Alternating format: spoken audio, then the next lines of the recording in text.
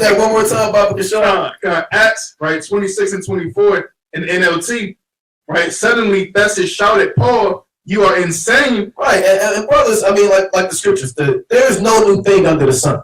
Right? That which hath been, it is that which shall be. And that which is done is that which shall be done, and there is no new thing under the sun. So the spirit of Yahweh Ba'Shem Yahushai from Genesis to Revelation doesn't change. Too much study has made you crazy. Slaves were brutally branded in ancient Egypt, research shows. Slaves in ancient Egypt were given the same treatment as livestock. According to new archaeological evidence, slaves would be forcibly branded to show they were the property of the pharaoh. Not only were these people depicted as property, but they were branded in order to show their status was as low as cattle in ancient society. A series of small branding irons were uncovered that were seen as potentially too small for livestock and were believed to be used on humans. This collection of 10 branding irons, dating back to roughly 1292 BC until 656 BC, Egypt's 19th to 25th dynasties, were most likely used to mark the skin of human slaves as they were too small to use on livestock. According to researchers, these branding irons were roughly the same size as those used. What? And brothers, I mean, like the scriptures, there is no new thing under the sun. Right? That which hath been, it is that which shall be. And that which is done is that which shall be done, and there is no new thing under the sun.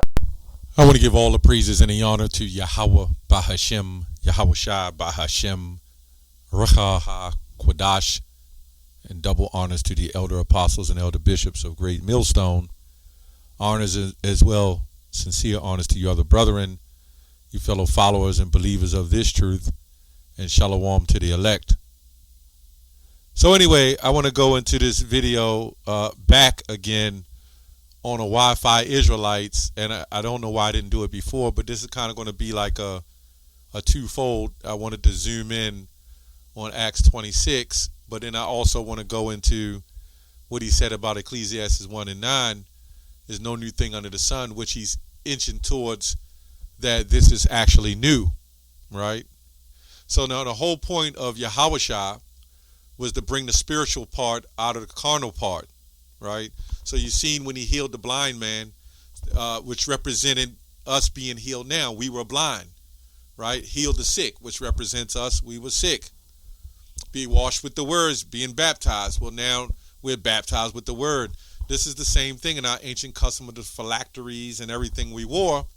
But now we see that we are branded through the Spirit of the Lord, right? Through this word. And then you're going to have the physical carnal part, because this man is carnal. Okay?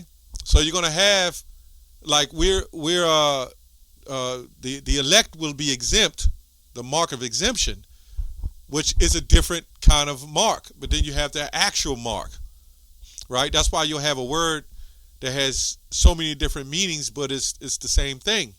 I mean, it spells the same, sound the same, but different in meaning, right? So I want to touch on that a little bit before we go to Acts 26. But I want to touch on this a little bit because doing some research, we found that the Romans enslaved, as we know, enslaved Israelites as well. And then you have to understand that even Israelites had servants.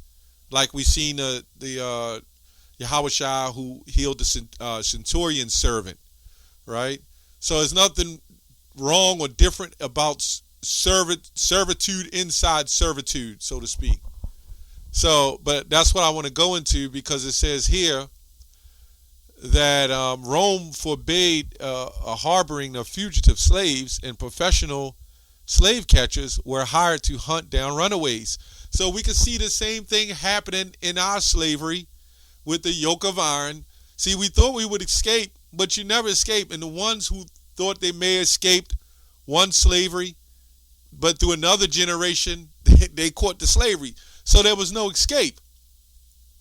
You know? It says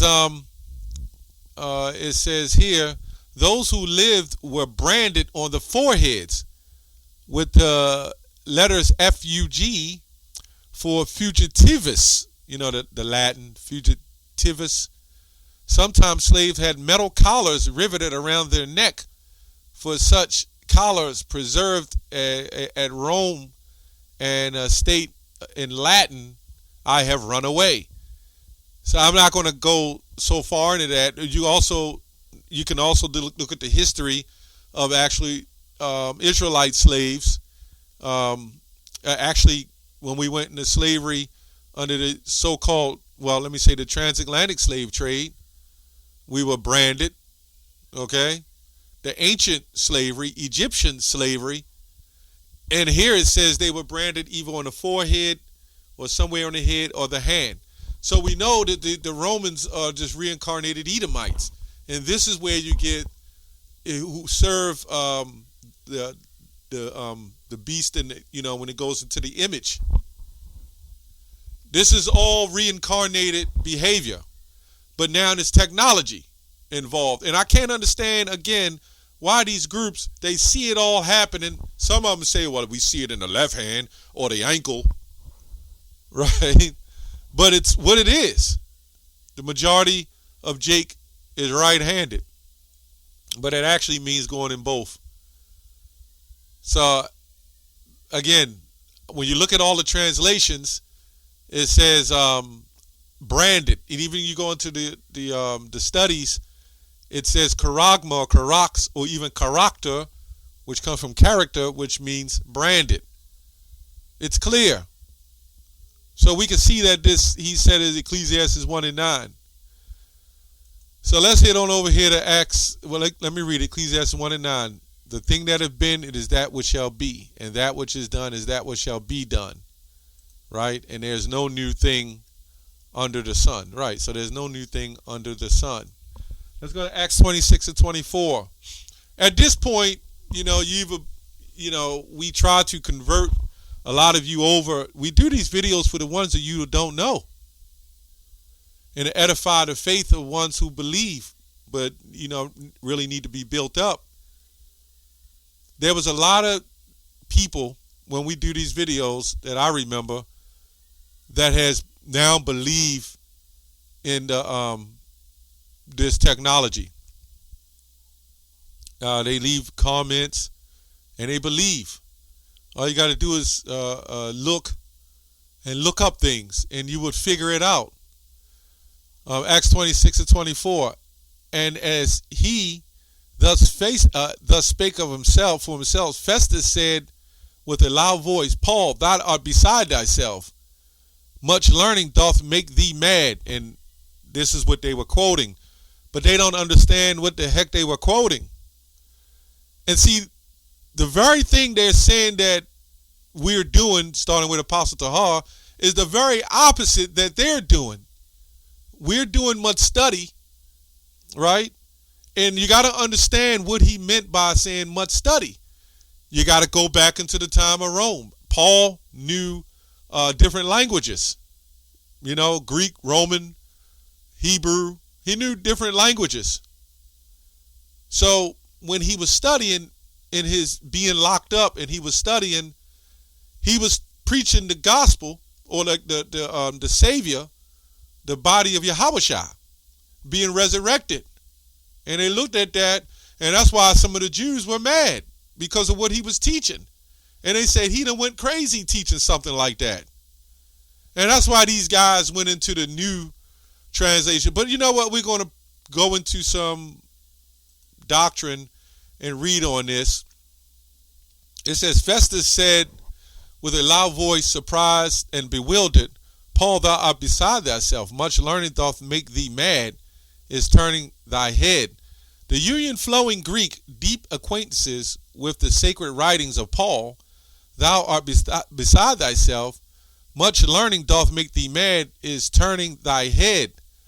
Let me say let me see here. The union of the flowing Greek, deep acquaintances with the sacred writings of his nation, right? Reference to a resurrection and other doctrines to a Roman utterly unintelligible and above all lofty religious eeriness, so strange to cultivate it. Cold-hearted skeptics of that day may account for this sudden explanation, right? It goes on to say, perhaps he might know that Paul is this is another one. Perhaps he might know that Paul, in his present confinement, spent a great deal of time in reading, and this was the most decent turn that could be given to such a mad charge. Doubtless, and you got to go into the history of what was going on. This going back to Agrippa, when he made that smart remark, right? Which wasn't, I believe, the first Agrippa. And then you had the Israelites charging other Jews charging him for teaching the body of Yahushua. It says, doubtless Paul had a great deal more to say in defense of the gospel which he preached, and for the honor of it, and to recommend it to the good opinions of his noble audience. He had just fallen upon a subject that was the life of the cause in which he was engaged. The death and resurrection of Yahushua, says here Jesus. And here he was in his element. His soul was animated. His mouth was open towards them, and his heart enlarged. And it is 1,000 pities that he should have been interrupted. So that's pretty much the point. It's what he was teaching. And so these guys, Wi-Fi, they kind of brought up a scenario of Festus. I guess they just searched it, pulled it up, and said that's not a righteous statement, right? According to what it was actually happening. So these guys are really against Yahushua, if you really look at it. That wasn't a righteous statement, because Apostle Paul was in studies, and what he taught, other people would have thought was mad. And this is the same thing example with us, with this the Imtab Chipe, right? What we teach, we looked at as mad, because why? Because Yahushua said in John 15, if they hate you, know that they hated me before they hated you. Okay, let's go to 1 John 2:20. But ye have an anointing from the Holy One to know all things. Okay, it actually says that in NIV. But you have an anointing from the Holy One, and all of you know the truth.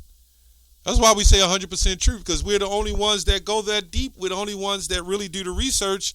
We're not going to be pulling up a bunch of scriptures just to attack the so-called opponent, if you want to call it that, or a doctrine, without fully understanding the scripture you're pulling. Right? So Acts 26, when that was said to him, he was calling them mad for believing in Yahushua. Right? So is this why you calling GMS mad? Or let me say this doctrine, the Apostle Tahar and the other apostles and fellow brethren and followers, are you calling us mad? You look up the word mad, Ecclesiastes 7:7. Oppression make a wise man mad, which means sharp. More wisdom. But we can see that the different terminologies in this word mad, just like Gentiles, just like Mark, and the various other words. But of course, these guys are not on that spiritual level to understand that. They're not intellectually sound when it comes to scriptures. They just pull it and they saw it, and all his audience, they're going to watch and they're going to see, and it's a show. The women, the men, the women, it's all a show. They're getting out cars, women from different camps rolling up to them. Yeah, I heard you Wi-Fi. I love you, brothers. The men. Why? Because you cursing out everybody? Because you pushing people down? You guys ain't nothing but the next HBO special, man. You're the new TNT. You know, you bring drama, you bring excitement. But when you look at the history, Yahushua, what he brought was spirituality, but he was hated for it. But hey, that's what it is. Let me get this last one. It says, much learning to make thee mad. It says much learning is literally the meaning, the many writings, as in John 7:15, right? Which says, and the Jews marveled, saying, how does this man letters having never learned? Right? So it goes on to say, where the same word is rendered letters, it may mean study and learning generally, but it seems better to take it of those writings to which Paul had been appealing, for as a religious literature, no nation, not even the polished Greeks, had anything to place in comparison with the sacred books of the Jews. So this is why he would says, you know, if you sit there and you watch and you in power and you watch somebody else with this magnificent, you know, behavior of study, you'll marvel at him. You're like, this man is insanely sharp. And what he's saying now is out of the realm of teaching. So he's saying, well, you keep dabbling into that, that's going to make thee mad. Right? And that was all the trickery to what Paul was using with Agrippa and Festus anyway.